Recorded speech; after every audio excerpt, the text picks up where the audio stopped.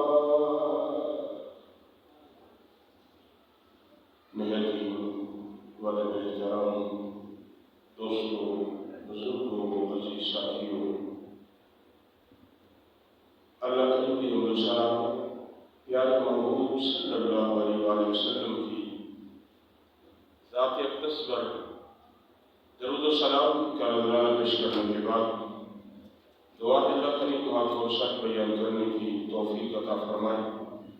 اللہ تعالیٰ ہم سب کو سن سنا کر اس پر عمل کرنے کی بھی توفیق عطا فرمائے۔ حضرات محترم، آپ سب کے علم میں ہے یہ ماہ مبارک شعبان معظم کا مہینہ شروع ہو چکا ہے۔ اس کا آج پہلا جمعۃ المبارک ہے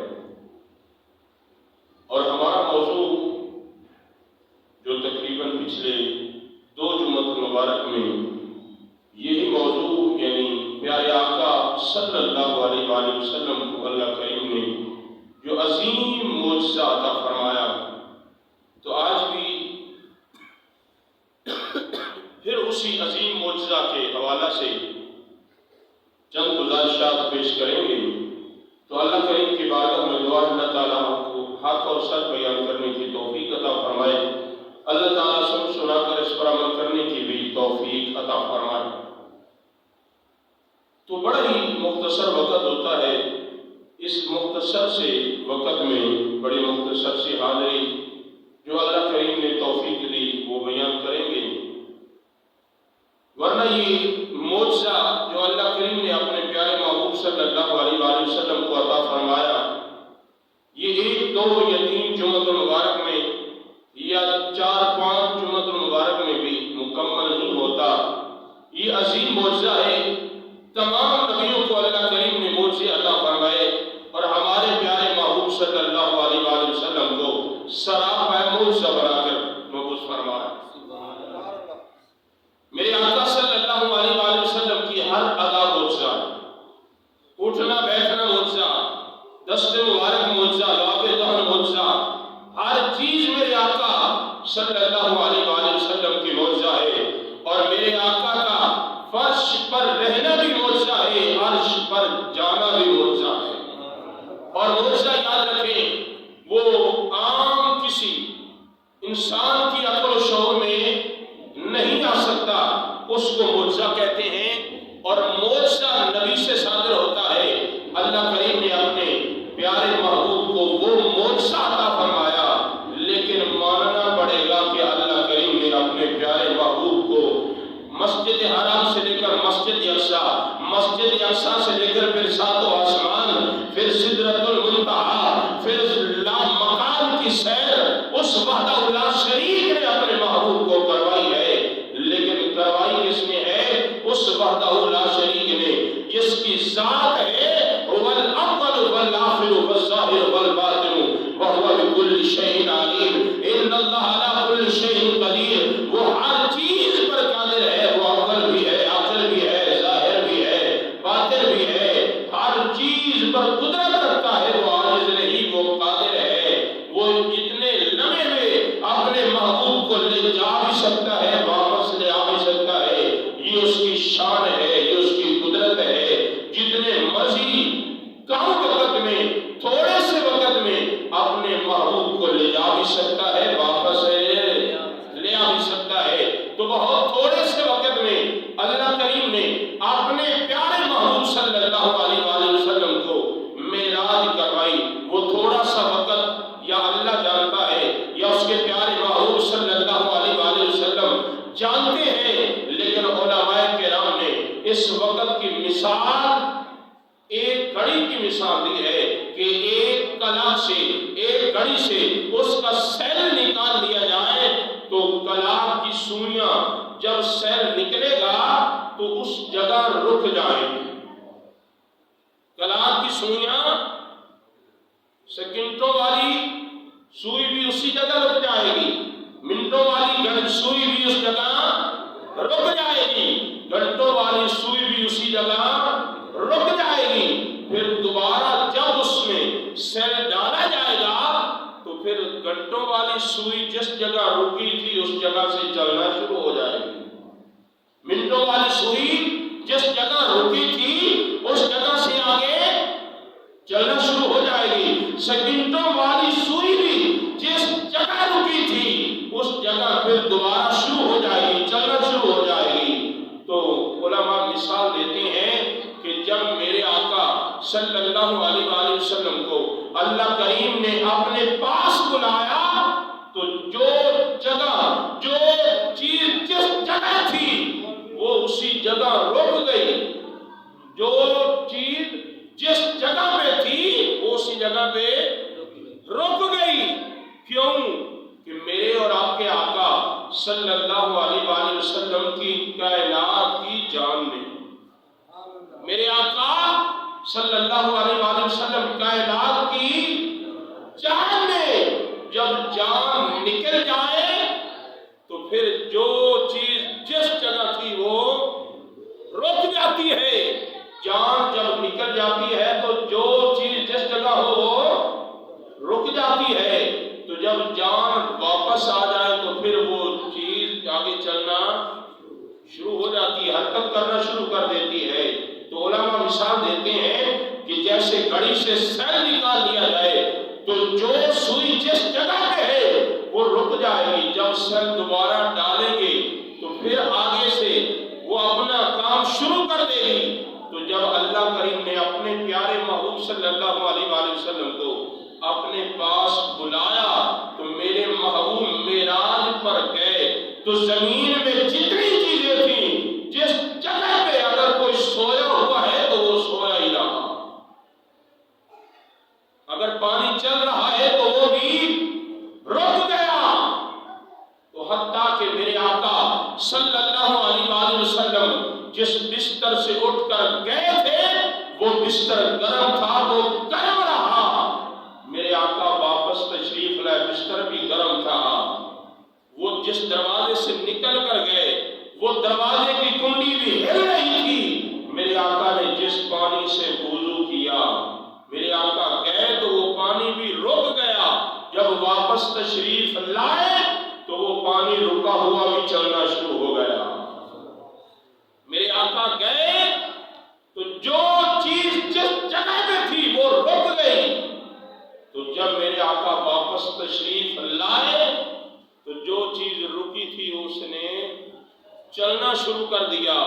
وہ کتنا وقت لگا وہ اللہ وحدہ لا شریک جانتا ہے، یا پیارے محبوب صلی اللہ علیہ وآلہ وسلم جانتے ہیں، لیکن اللہ کریم نے اپنے پیارے محبوب کو اپنے پاس بلایا، سیر کروائی۔ آج لوگ اعتراض کرتے ہیں کہ معراج پر کیسے چلے گئے؟ وہ روحانی معراج تھا۔ ہمارا عقیدہ ہے یہ معراج جسمانی بھی تھا۔ کیوں؟ ان کا اعتراض کیا ہے؟ وہ کہتے ہیں بشر ہیں، لیکن یاد رکھیں بشر کی رٹ لگانے والے بشریت کو مسجد اقصیٰ میں رک گئی۔ مسجد اقصیٰ سے میرے آقا جب آگے چلے تو پہلا آسمان آیا، دوسرا آسمان، تیسرا آسمان، ساتوں آسمان گزر گئے، سدرۃ المنتہا آ گیا تو پھر وہاں نورانیت بھی رک گئی۔ بشریت مسجد حرام سے لے کر مسجد اقصیٰ تک، مسجد اقصیٰ سے نورانیت شروع ہوتی ہے۔ نورانیت جبریل امین نور ہے، فرشتے اللہ کے نور سے پیدا ہوئے ہیں، اللہ نے ان کو پیدا فرمایا ہے، لیکن جبریل امین فرشتوں کا سردار ہے۔ جب سدرۃ المنتہا پر پہنچتا ہے، جس جگہ پہ جبریل کی انتہا ہوتی ہے، جبریل آگے جانے کے لیے تیار نہیں ہے تو میرے آقا اس سے بھی آگے جا رہے ہیں۔ آپ بتائیں آگے کون جا رہا ہے؟ میرے آقا صلی اللہ علیہ وآلہ وسلم نے فرمایا میری حقیقت کو میرے رب کے سوا اور کوئی بھی نہیں جانتا، مجھے کوئی نہیں پہچانتا۔ میری حقیقت کو میرے رب کے سوا کسی نے پہچانا نہیں ہے۔ کیوں؟ جس نے مقام عطا کیا ہے، جس نے شان عطا کی ہے وہی جانتا ہے میرے محبوب کا مقام کیا ہے۔ تو اس مقام پر شاعر نے بڑا پیارا نقشہ بیان کیا کہ خدا کی عظمت کیا ہے، محمد مصطفیٰ جو نے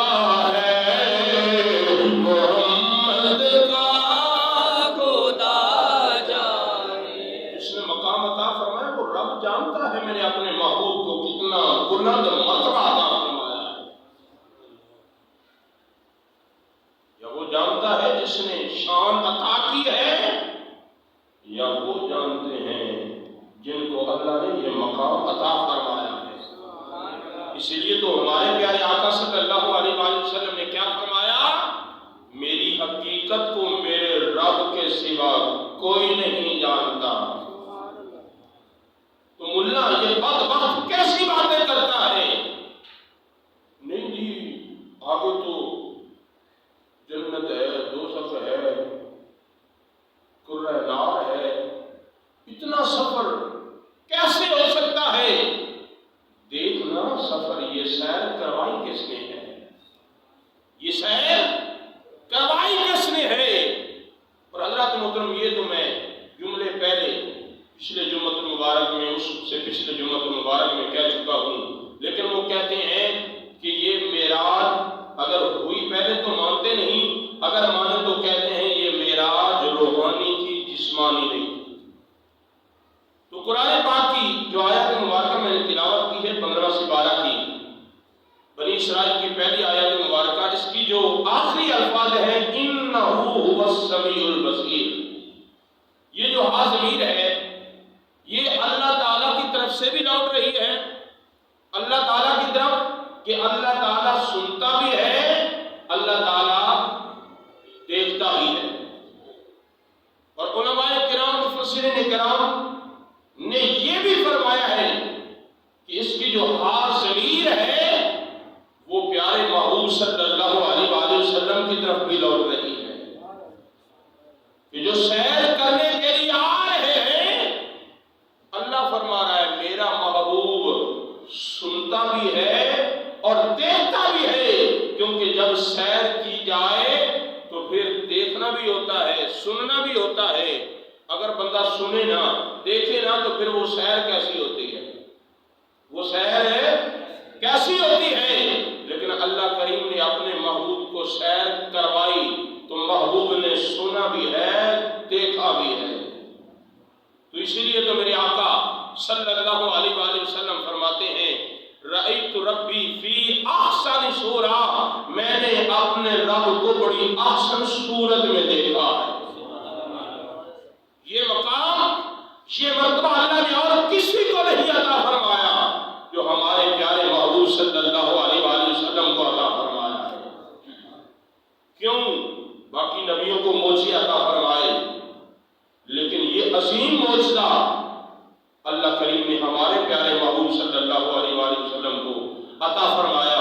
تو حضرات محترم وقت مختصر ہے، راز و نیاز کی باتیں ہوئی، اللہ کریم نے اپنے محبوب کا دیدار کیا، محبوب نے اپنے رب کا دیدار کیا، فرمایا میں نے اپنے رب کو بڑی احسن صورت میں دیکھا ہے۔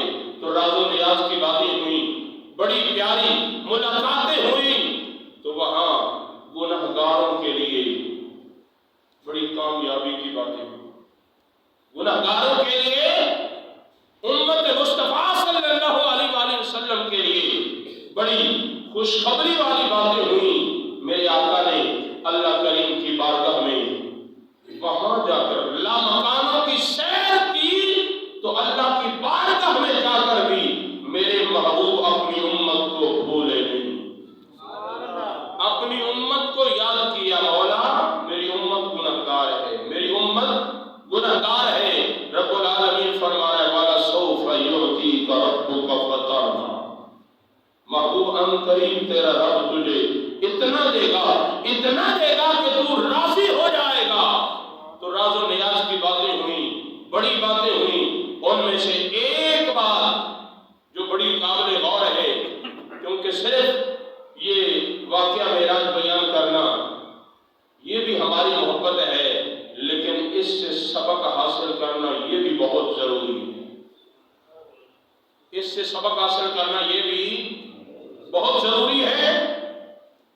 راز و نیاز کی باتیں ہوئی، ایک دن میرے آقا صلی اللہ علیہ وآلہ وسلم تشریف فرما تھے، ہماری امی جان حضرت عائشہ الصدیقہ رضی اللہ تعالی عنہا تشریف فرما تھی، تو میرے آپ کے آقا صلی اللہ علیہ وآلہ وسلم نے فرمایا اے عائشہ آج پوچھو جو بھی پوچھنا ہے، میں تجھے وہ عطا کر دوں گا، جو مانگنا ہے وہ مانگ لو، جو پوچھنا ہے وہ پوچھ لو۔ تو آپ عرض کرنے لگی آقا اگر تھوڑی سی مہلت مل جائے تو میں اپنے ابا حضور سے مشورہ کر لوں۔ تو آپ نے فرمایا جاؤ اپنے ابا حضور سے مشورہ کر لو۔ حضرت عائشہ صدیقہ رضی اللہ تعالیٰ عنہ جاتی ہیں، پیارے صدیق اکبر سے مشورہ کرتی ہیں، تو پیارے صدیق اکبر فرماتے ہیں بیٹی میں ایک بات تمہیں بتاتا ہوں، جا کر محبوب سے یہ بات پوچھنا، لیکن مجھ سے وعدہ کرو واپس آ کے مجھے بھی ضرور بتانا۔ بات جا کر پوچھنی ہے، مجھے واپس آ کے ضرور بتانا ہے۔ تو آپ عرض کرنے لگی ابا حضور میں وعدہ کرتی ہوں آپ کو میں واپس آ کے جو سرکار دو عالم صلی اللہ علیہ وآلہ وسلم مجھے جواب ارشاد فرمائیں گے میں آپ کو بتاؤں گی۔ تو آپ نے فرمایا بیٹی جاؤ پیارے آقا کی بارگاہ میں یہ عرض کرنا آقا معراج کی رات راز و نیاز کی باتیں ہوئیں، ان میں سے ایک بات آقا ہمیں بتا دیں، ایک بات آپ مہربانی فرمائے بتا دیں۔ تو میرے اور آپ کے آقا صلی اللہ علیہ وآلہ وسلم نے فرمایا اے میری پیاری عائشہ سنو، رب العالمین نے فرمایا جب میں نے اس وحدہ لا شریک کا دیدار کیا تو رب العالمین نے فرمایا محبوب جو آپ کا غلام، جو آپ کا امتی، آپ کا کلمہ پڑھنے والا کسی کا ٹوٹا ہوا دل جوڑ دے، میں رب العالمین وعدہ کرتا ہوں اسے بغیر حساب و کتاب جنت میں داخل فرما دوں گا، بغیر حساب و کتاب جنت میں داخل فرما دوں گا۔ تو حضرت عائشہ صدیقہ بڑی خوشی خوشی اپنے ابا حضور کی بارگاہ میں حاضر ہوئیں۔ تو جب حاضر ہوئیں تو پیارے صدیق کو یہ جب بات بتائی کہ میرے آقا صلی اللہ علیہ وآلہ وسلم نے فرمایا ہے کہ رب العالمین فرما رہا ہے جو آپ کا غلام، آپ کا امتی کلمہ پڑھنے والا کسی کا ٹوٹا ہوا دل جوڑ دے، میں رب العالمین بغیر حساب و کتاب جنت میں داخل فرما دوں گا۔ تو سیدنا صدیق اکبر نے جب یہ الفاظ سنے تو آنکھوں میں آنسو آ گئے، آنکھوں میں آنسو آ گئے۔ تو حضرت عائشہ صدیقہ رضی اللہ تعالی عنہ صدیق پاک کی صدیقہ بیٹی عرض کرنے لگی ابا جان اس میں تو بڑی خوشی والی بات ہے، آپ رو رہے ہیں۔ آپ نے فرمایا بیٹی میں اس آئینے کا دوسرا رخ دیکھ رہا ہوں، اس آئینے کا دوسرا رخ دیکھ رہا ہوں کہ اگر کوئی کسی کا ٹوٹا ہوا دل جوڑ دے تو اس کو اللہ بغیر حساب و کتاب جنت عطا فرمائے گا، تو جو کسی کا جڑا ہوا دل توڑ دے تو وہ کس جگہ پہ جائے گا۔ معراج میں یہ راز و نیاز کی باتیں اللہ اپنے محبوب سے فرما رہا ہے، محبوب اپنی زوجہ محترمہ حضرت عائشہ صدیقہ سے فرما رہے ہیں، کیونکہ پوچھا یہ سوال ہے۔ تو سیدنا صدیق اکبر رو رہے ہیں کہ اگر کوئی خوش نصیب کسی کا ٹوٹا ہوا دل جوڑ دیتا ہے وہ بغیر حساب و کتاب جنت میں داخل ہو جاتا ہے، اگر کوئی کسی کا جڑا ہوا دل توڑ دیتا ہے تو پھر وہ کہاں جاتا ہے۔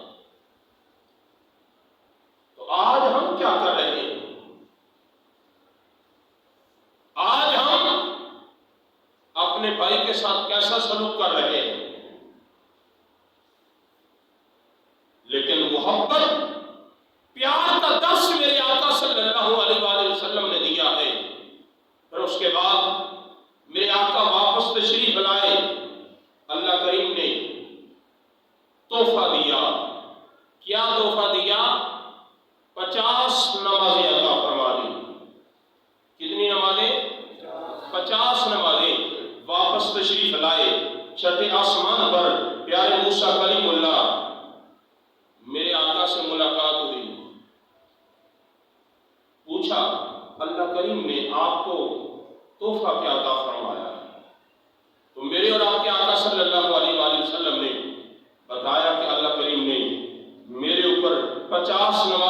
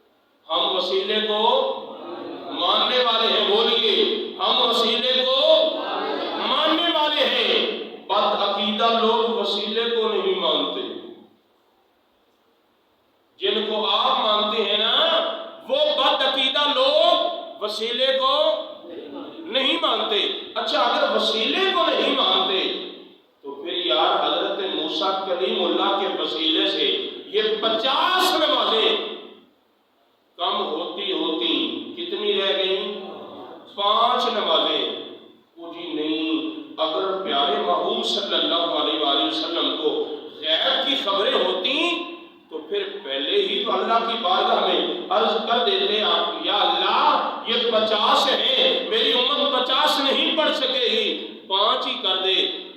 تو بتاؤ اللہ کریم نہیں جانتا تھا؟ بولیے نا، ذرا سوال جواب میں کر رہا ہوں تاکہ بد عقیدہ لوگ جو سوال کرتے ہیں، ہمارے جو سنی بولے والے ہیں، یہ ایسی باتیں سنتے نہیں، اگر سنیں تو پھر بھی دماغ میں رہتی نہیں، تاکہ کوئی بد عقیدہ اگر بات کرے تو اسے جواب دے سکے کہ آپ تو کہتے ہیں وسیلہ نہیں ماننا، اگر وسیلے کو نہیں مانتے تو پھر پیارے موسیٰ کلیم اللہ کے وسیلہ سے 50 نمازوں میں 5 رہ گئیں۔ اگر وسیلے کو نہیں مانتے مولوی صاحب 50 نمازیں پوری ادا کیا کرو۔ تو محبوب پر تم اعتراض کرتے ہو، اگر محبوب جانتے تو پھر پہلے ہی 5 کروا لیتے، تو کیا رب العالمین نہیں جانتا تھا کہ یہ 50 دے رہا ہوں، بعد میں 5 رہ جائیں گے؟ بولیے نا، اس میں بھی راز ہے۔ موسیٰ کلیم اللہ نے اللہ کے دیدار کے لیے عرض کیا تھا، مولا میں تیرا دیدار کرنا چاہتا ہوں، تو یہ بھی رب العالمین نے فرمایا کہ چلو جس نے مجھے دیکھا، جس نے پھر اسے دیکھا، اور ایسے ہی ہے جس نے مجھے دیکھ لیا کہ میرا محبوب مجھے دیکھتا رہے گا، پیارے موسیٰ کلیم اللہ میرے محبوب کا دیدار کرتے رہیں گے، تو ایسے ہی ہو جائے گا جیسے انہوں نے مجھے دیکھ لیا۔ تو کتنی نمازیں رہ گئیں؟ 5 نمازیں۔ کس کے وسیلہ سے؟ پیارے موسیٰ کلیم اللہ، میرے آقا کی سواری جا رہی تھی، پیارے موسیٰ کلیم اللہ قبر میں موجود تھے، مسجد اقصیٰ میں میرے آقا پہنچے، موسیٰ کلیم اللہ مسجد اقصیٰ میں تھے، میرے آقا چھٹے آسمان سے گزرے تو موسیٰ کلیم اللہ چھٹے آسمان میں تھے۔ پیارے موسیٰ کلیم اللہ کا وصال تو پہلے ہو چکا ہے، ظاہری پردہ فرما چکے ہیں، نہیں جی بندہ مر جائے بس وہ سنتا نہیں۔ نبیوں کے بارے میں ان لوگوں بد عقیدہ لوگوں کا یہ عقیدہ ہے کہ نبی بھی نعوذ باللہ مر کر مٹی ہو گئے، لیکن ہمارا عقیدہ یہ، بولیے نا، ہمارا عقیدہ یہ نہیں ہے، ہمارے نبی تو زندہ ہے، سارے نبی زندہ ہے، جس نے محبوب کا کلمہ پڑھا ہے قرآن اسے کہتا ہے وہ زندہ ہے۔ وَلَا تَقُولُوا لِمَنْ يُقْتَلُ فِي سَبِيلِ اللَّهِ أَمْوَاتٌ، قرآن کہتا ہے جو اللہ تعالیٰ کے راستے میں اپنی جان کا نذرانہ پیش کر دے وہ مردہ اسے نہیں کہنا، وہ زندہ ہے۔ اللہ کریم نے اسے زندگی عطا فرمائی۔ کس کو زندگی دی ہے؟ جس نے کلمہ پڑھا، اللہ کے نام پر اپنی جان کا نذرانہ پیش کر دیا، وہ کیا ہے؟ وہ زندہ ہے۔ جس نبی کے نام پر اپنی جان پیش کر رہا ہے وہ غلام زندہ ہے، تو نبی کی زندگی کا کیا عالم ہوگا؟ اتنی نیلی سبحان اللہ، کل سمجھ نہیں آئی۔ یہ بد عقیدہ لوگ کہتے ہیں کہ نعوذ باللہ نبی بھی مر کر مٹی ہو گئے ہیں، تو ہمارا عقیدہ یہ نہیں ہے، ہمارا عقیدہ ہے کہ سارے نبی زندہ ہیں، اور نبی تو کیا میرے محبوب کے غلام زندہ ہیں۔ زمین میلی نہیں ہوتی، زمن میلا نہیں ہوتا، محمد کے غلاموں کا کفن میلا نہیں ہوتا۔ تو یہ تو نبیوں کی بات کرتے ہیں۔ تو مختصر میرے آقا تشریف لائے تو انکار کیا کافروں نے، بڑے بڑے کافروں نے کیا کیا؟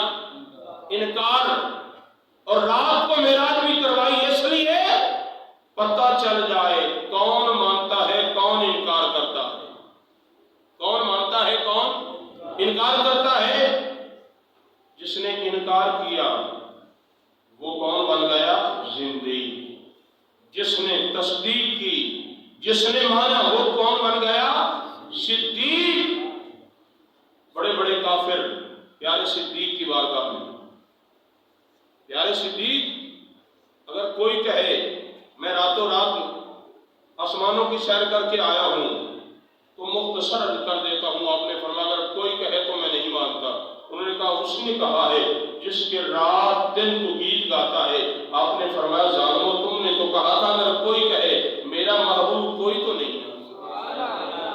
میرا محبوب تو میری، بولیے نا، میرا محبوب تو میری جان ہے. میرا محبوب میری جان ہے.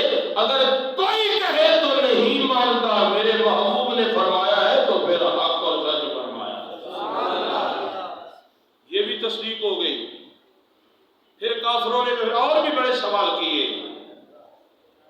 تو انہوں نے پوچھا مسجد اقصی کی ستونوں کے بارے میں پوچھا. میرے آقا نے وہ بھی جواب عطا فرما دیا. ساری نشانیاں میرے آقا صلی اللہ علیہ وآلہ وسلم نے بتا دی. پھر ایک قافلے کے بارے میں پوچھا.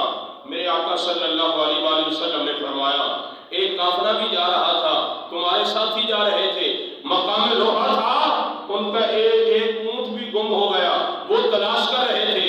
میں اس جگہ سے گزرا، ان کے باقی سامان پڑا تھا، ایک پانی کا پیالہ بھی پڑا تھا، میں نے وہ اٹھایا، میں پانی پی لیا. پانی کا خالی پیالہ وہاں موجود ہے. وہ قافلہ فلاں دن آپ کے پاس پہنچ جائے گا، ان سے تصدیق کر لینا. پھر وہ قافلہ آیا، کافروں نے ان سے پوچھا تو جو میرے آقا نے فرمایا تھا وہ سچ تھا. کیوں کہ ساڈے نبی دی زبان ساڈے قرآن، ساڈے نبی دی قرآن، ساڈے نبی دی زبان، ساڈے واسطے قرآن، کسے اور دا کلام چنگا لگدا ہی نہیں. ساڈے نبی دی واسطے قرآن، کسے اور دا کلام چنگا لگدا ہی نہیں. کسے اور دا حضرات محترم، جس نے مانا وہ صدیق بن گیا، جس نے انکار کیا وہ ابو جہل بن گیا. جس نے انکار کیا وہ ابو جہل. بڑے بڑے کافروں نے بھی انکار کر دیا. تو آج بھی لوگ اعتراض کرتے ہیں، انکار کرتے ہیں. تو آپ بتائیں، خود فیصلہ کریں، جو مانتا ہے وہ کس کے ساتھ ہے، جو انکار کرتا ہے وہ کس کے ساتھ ہے، وہ خود فیصلہ فرمانے. اللہ تعالی ہم سب کو اپنی اور اپنے پیارے محبوب کی سچی اور پکی محبت عطا فرمائے. آمین. واخر